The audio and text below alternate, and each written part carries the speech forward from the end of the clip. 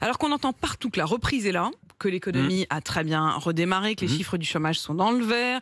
Victor, ce matin, vous jouez un peu les oiseaux de mauvais augure. Oui, désolé, je vais faire le rabat-joie, mais il faut bien le dire, les nuages commencent à apparaître dans le ciel économique et l'heure est à la vigilance. L'Allemagne vient de revoir à la baisse ses prévisions de croissance pour 2021. L'activité économique déçoit aussi aux États-Unis. Et hier, la patronne de la Banque Centrale Européenne, Christine Lagarde, a confirmé ce constat. L'élan post-Covid ralentit en Europe. Donc on va regarder avec attention l'évolution de la croissance française au troisième trimestre, qui sera publiée dans quelques minutes par l'INSEE. Je propose qu'on rebaptise votre chronique la météo de l'écho. Oui, je pense que ce serait sans doute plus juste.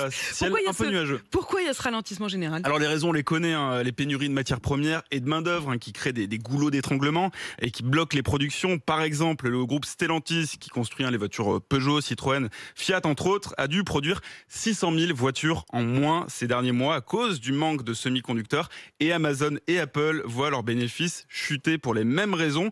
Et puis on a aussi la hausse des prix de l'énergie qui renchérit le coût des produits, qui grève le pouvoir d'achat des ménages. Finalement, c'est ça le principal problème, c'est l'inflation. Et quand Christine Lagarde nous dit qu'elle va durer plus longtemps que prévu, c'est pas bon signe.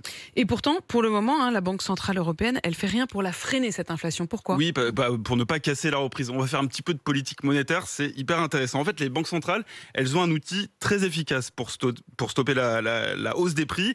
Elles peuvent augmenter les taux directeurs, donc empêcher les banques commerciales, les banques qu'on a en bas de chez nous, d'accéder à de l'argent pas cher. Et donc, mécaniquement, moins d'argent en circulation, ça freine l'inflation. C'est d'ailleurs ce que viennent de décider les Canadiens. Ils viennent de décider de le faire. Mais l'effet secondaire, c'est que du coup, les entreprises, les États, elles ont plus de mal à trouver de l'argent, à emprunter pour investir. Et donc, à force d'appuyer sur la pédale de frein, la machine économique, elle va non seulement ralentir, mais elle risque de s'arrêter complètement. Et pour l'instant, la Banque centrale refuse de faire ça et elle va continuer d'arroser d'argent frais l'économie. Donc, soit on a une reprise, soit on a des prix forts. C'est tout l'équilibre à trouver et c'est très compliqué.